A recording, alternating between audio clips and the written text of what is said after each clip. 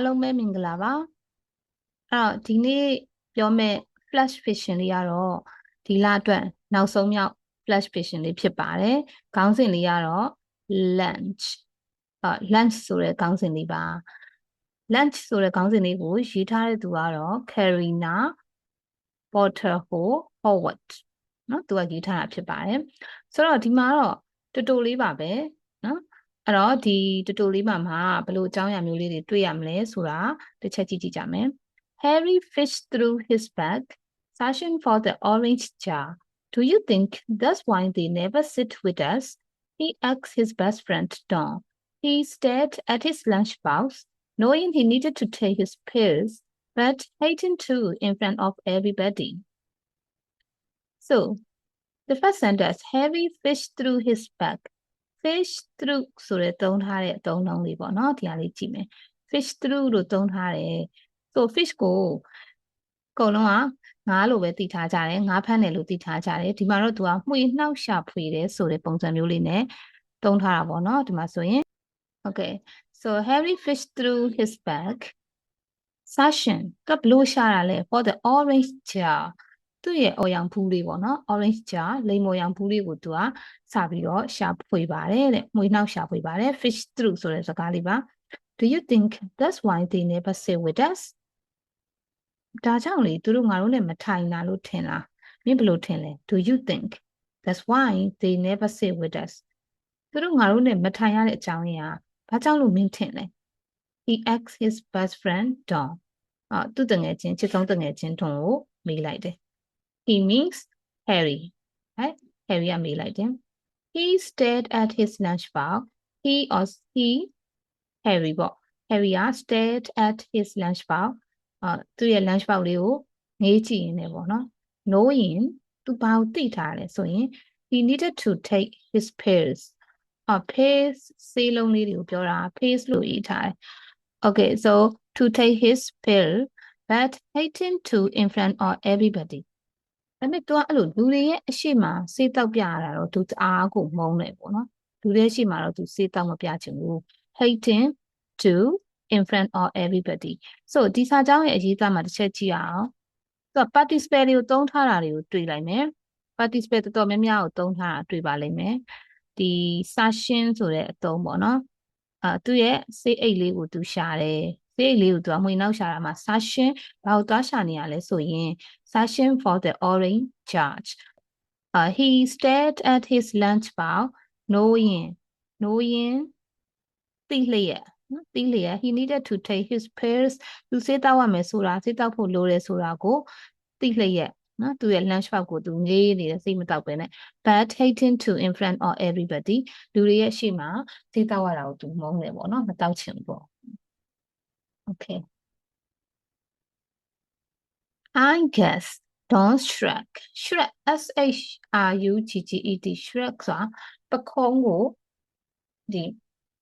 ပခုံးတွန်းလိုက်တာ shrug လို့ခေါ်တယ်နော် shrug hey we still have each other right we've been friends since kindergarten we still have each other we still have each other ဆိုတာငါတို့တယောက်နဲ့တယောက်အချင်းချင်းနော်အတူတူရှိကြတာပဲမင်းပေးနားမှာလည်းငါရှိတယ်ငါပေးနားမှာလည်းမင်းရှိတယ် we still have each other right we have been friends since kindergarten အဲ့တော့သူငယ်တန်းတွေကငါတို့ကတငယ်ချင်းတွေပဲအဲ့တော့အားငယ်စရာမလိုဘူးလေနော်အဲ့တော့ငါရှိပါတယ်ဆိုပြီးတော့ပြောတယ်သူကအစတော့မိတာလေသူတို့တွေကငါတို့နဲ့လည်းမပေါင်းဘူးပေါ့နော်ဘာကြောင့်လို့ထင်တယ်နော်ဘာကြောင့်မပေါင်းတာလို့ထင်တယ်ဘာညာပြောတော့ I guess we still have each other right we've been friends since kindergarten Harry smiled but he sighed S-I-G-H sighed ဆိုတာတပြင်းချတာ he sighed as he put a pill into his sandwich ခုနသူရဲ့ pill ပန်းရောင်ဆေးလေး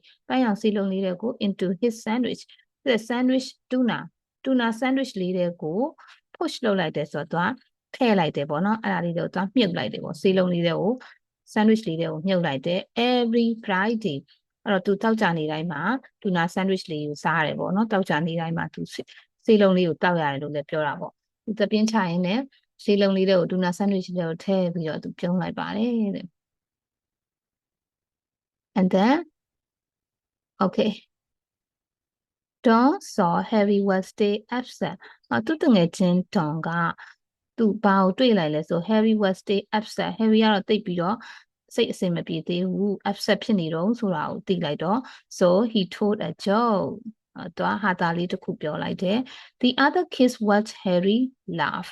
and talk laugh and talk အဲ့တော့ဒီမှာ watch object verb infinitive နဲ့သုံးထားပါဘောနော် verb infinitive နဲ့သုံးထားတခြားကလေးတွေက Harry ချီပြီးတော့စကားပြောနေတာကိုကြည့်ခဲ့ကြတယ်စောင့်ကြည့်နေကြတယ် to no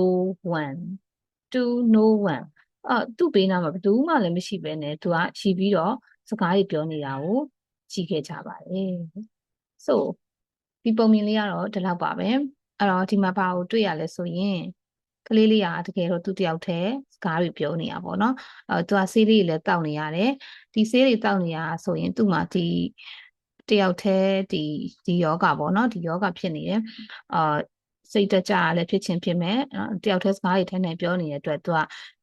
ဒီစေးပန်းရောင်လေးတွေကိုတောက်နေရတဲ့အထိပ္ပယ်ပဲအဲ့တော့သူ့ကိုသူတကယ်ကြီးတယောက်ရှိတယ်ဆိုပြီးတော့ပုံဖော်ပြီးတော့သူကစကားတွေပြောနေတာတကယ်တော့ there is no one around him နော်သူနာမှာတယောက်မှမရှိဘူး Dawn ဆိုတာလေသူစိတ်ကူးရင်ပုံဖော်ထားတဲ့သူတယောက်ပဲဖြစ်တယ်တကယ်မရှိဘူးပေါ့နော် okay အဲ့ဆိုရင်အစအဆုံးဒီ story လေးကိုတစ်ခေါက်လောက်ဖတ်ကြည့်လိုက်ရအောင်နော် lunch Harry fished through his bag searching for the orange jar Do you think that's why they never sit with us? He asked his best friend, Dawn. He stared at his lunchbox, knowing he needed to take his pills, but hating to in front of everybody. I guess. Dawn shrugged. Hey, we still have each other, right? We've been friends since kindergarten. Harry smiled, but he sighed as he put a pink pill into his sandwich, tuna, every Friday. Dawn saw Harry was still upset, so he told a joke. The other kids watched Harry laugh and talk to no one. အဲ့တော့ဒီထဲမှာတော့စကားလုံးအသစ်တွေလည်းတအားမရှိပါဘူးခုနပြောခဲ့တဲ့ fish through ဆိုတော့မှွေနှောက်ရှာဖွေရဆိုတဲ့ပုံစံမျိုးလေးသုံးပါတယ်ပြီးရင် participle လေးတွေအနောက်ကဒီ session တို့ knowing တို့ပေါ့နော်အဲ့လိုလေးကပ်ပြီးတော့ simple sentence ရဲ့အနောက်မှာကပ်ပြီးတော့ရေးသွားတယ် present participle လေးတွေတွေ့မယ် sure ဆိုတာပခုံးတွန်းလိုက်တာပေါ့နော် oh we still have each other တို့တယောက်နဲ့တယောက်ရှိနော်တယောက်နားမှာတယောက်ရှိကြတာပဲလေ we still have each other ဆိုပြီးတော့ဒီလိုလေးပြောလို့ရတယ် we still have each other okay sight sight s i g h sight ဆိုတာတက်ပြင်းချတာ okay and then ဒီ format လေးရှိမယ် watch တို့ see တို့เนาะစောင့်ကြည့်ရတခုခု sense ဘက်တွေပေါ့เนาะ find တို့ saw တို့ watch တို့ listen တို့သူတို့ရဲ့အနောက်မှာ object လာပြီးွားရင် verb infinitive လာတတ်တယ်เนาะ verb infinitive တွေလာတယ် ing တွေလာတယ်ing လာတာဆိုတာဥမာသူက continuous action ကိုပြောချင်တယ်ဆိုရင်တော့ ing နဲ့ရေးလို့ရတယ် for example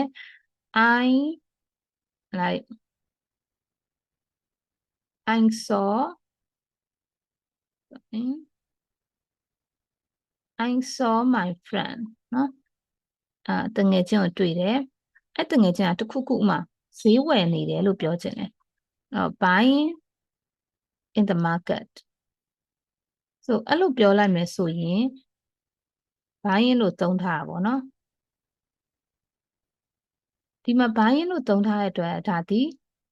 ing ဖြစ်သွားပြီပေါ့နော်ဒါ continuous ပုံစံဖြစ်သွားတယ်ဒီမှာသုံးထားတာကြတော့ watch Harry laugh and talk ဆိုတော့ verb infinitive နဲ့သုံးထားတယ်ဒီ action ကရက်နေတဲ့ action ပေါ့နော်သူစကားပြောတယ်ဒီရှိတာကိုစောင့်ကြည့်တယ်ဒါကြတော့တခုခုလုပ်နေတယ် continuous action နဲ့ပြောချင်တဲ့အတွက် ing နဲ့သုံးထားတာ I saw my friend buying in the market ဈေးထဲမှာအဲ့လိုဝယ်နေတယ်နော်ဈေးဝယ်နေတဲ့တငယ်ချင်းကိုတွေ့ခဲ့တယ်ဥပမာဒီနေရာမှာ listen လို့ပါလို့လည်းသုံးလို့ရတယ်နော်for example I listen my friend singing a song နော်ဒီတချင်းဆိုနေတယ်တငယ်ချင်းတချင်းဆိုနေတာကိုငါနားထောင်ခဲ့တယ် I listen my friend singing the song ဆိုတော့အဲ့ဒါက sense ဘက်တည်းရဲ့နောက်မှာဒီ infinitive လည်းလိုက်တယ် ing လည်းလိုက်တယ်ဆိုတဲ့ပုံစံကြီးပါနော် okay အားလုံးကျေးဇူးတင်ပါတယ်ဆိုတော့ဒီ January လလေးမှာ story လေး10ပုတ်ဖတ်ဖြစ်သွားပါတယ်နော်အဲ့တော့အတူတူလိုက်ဖတ်ပေးတဲ့အတွက်လည်းအားလုံးကျေးဇူးတင်ပါတယ်